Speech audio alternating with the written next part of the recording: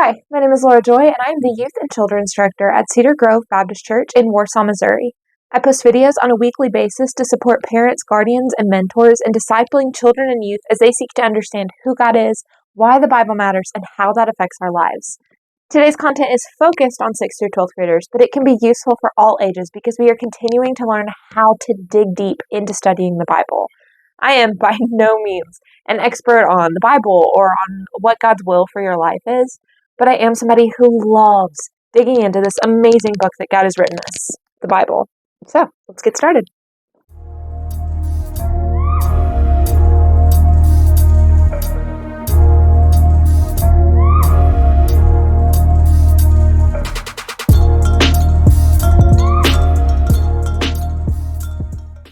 If you are joining us in the middle of the series, welcome. I'm glad you're here with us. We are working through notes that I have taken on Hosea chapter 1 as we dig deep into what was going on in Israel during Hosea's time, as well as what God is wanting us to learn from this book.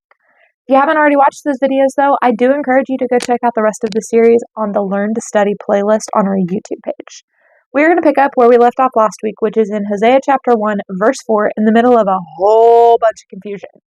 Now, I did finally figure out part of the confusion last week was that I was looking at King Jeroboam the first instead of King Jeroboam the second. So from here on out, if I say King Jeroboam or Jeroboam, I mean King Jeroboam the second. We're just going to make that blanket statement that from here on out, Jeroboam is Jeroboam the second. Okay. Verse 4. Then the Lord said to Hosea, "Call him Jezreel, because I will soon punish the house of Jehu for the massacre at Jezreel, and I will put an end to the kingdom of Israel." So I was working on figuring out what this massacre at Jezreel is and why Jehu is being punished for it. So I found where Jehu had killed the entire family of Ahab, but it seems like God is praising him for it. However, because Jehu continued to worship the golden calves, because I guess he didn't learn from the Israelites wandering in the wilderness, God told him that his descendants would sit on the throne for 4 generations. Well, guess who the 4th king in Jehu's line is? Yep, Jeroboam. So we already know that Jeroboam's going to be the last king in his family to sit on the throne of Israel. But that's still not answering my question about what this massacre is that the family is being punished for. So I did some more digging, and I learned that thankfully I am not the only one confused by this. There were so many websites featuring articles trying to answer this very question. So I found one on shepherds.edu that I've included in the resources link below. But this article looks at a few different Bible translations and versions of Hosea chapter 1, verse 4, and gives some background on the author who wrote this article so that we know he isn't just somebody walking off the street, like me. After reading the short article, it seems like it's not a direct punishment for Jehu's actions in the Valley of Jezreel, but rather a claim that the violence done in Jezreel will now be done to Jehu's descendants. Probably because none of them have been good kings. They've all done evil.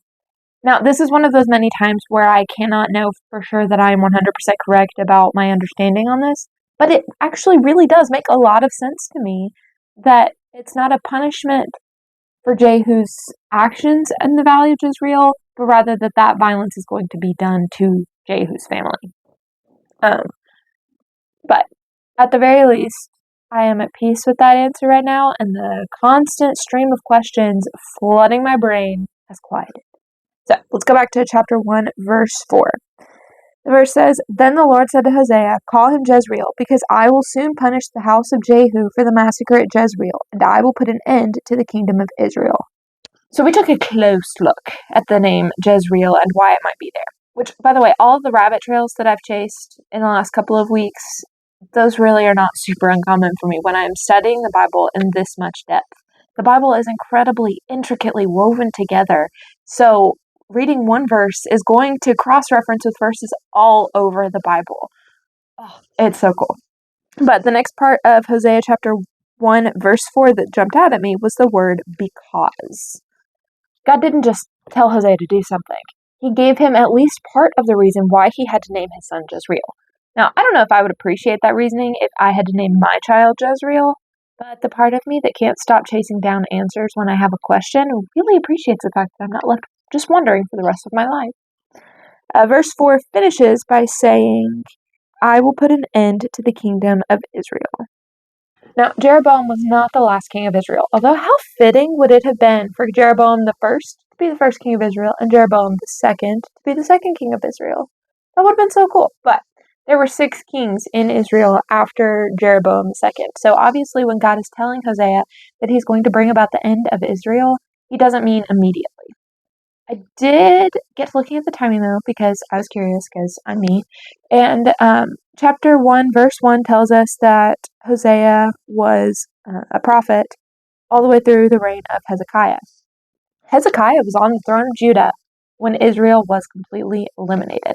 So there's a very, very good likelihood that Hosea was alive when Israel was destroyed.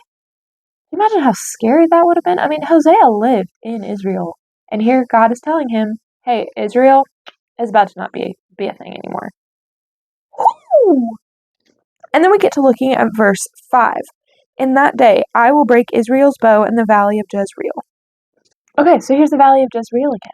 Now, the valley of Jezreel was the border of Israel, so it makes sense that that would be the site for war. What I'm confused about, though, is the break Israel's bow piece. It seems like there's some sort of cultural significance there that I'm missing. So, I went hunting. Instead of finding a good, reliable, scholarly article this time, though, I found several Bible verses that also mention breaking a bow. So we have Psalm 37:15, Psalm 46:9, 2 Samuel 22:35, Psalm 18:34, and so many others. All of these references deal with fighting and defeating enemies, so it seems pretty clear to me that this is God's way of saying that he is going to be defeating his enemy, which makes me think that he now considers Israel an enemy. That's a terrifying thought. I mean, can you imagine being part of a nation that God declares an enemy? Whew! It does make me wonder, though, if there are any nations on earth today who God considers an enemy. As far as I know, though, there's not somebody on earth right now who God has revealed that information to. So I will choose to instead trust in and rely on the fact that I am God's child and I am loved unconditionally. Thank you so much for watching this video. I hope that it helped answer some of your questions about how to study the Bible and at the very least gave you the confidence to study on your own if you're not already there. My goal is it's just to encourage you in your relationship with God as you seek to get a better understanding of who He is and how much He loves you. If you have any questions, please do not hesitate to reach out. You can email our church pastors at cgbc@live.com, or you can email me directly at lhillcgbc@gmail.com. We would love to know how we can be praying for you, and we would also love to see you on a Wednesday night at 6:15 p.m. for a free meal and relationship building, as well as a 7 p.m. Bible study. On Sunday mornings, we offer worship services at 8:30 a.m. and 11 a.m. and small group Bible study for all ages from 9:45 to 10:45. If you have any topics that you want us to cover in the future, or if you have any additional thoughts that you'd like to add to this week's video, please leave those in the comments below. And if you would like to get an alert anytime a new youth, children's, or one of our service videos pops up, be sure to hit the subscribe button. Otherwise, I will see you in the next video. Bye.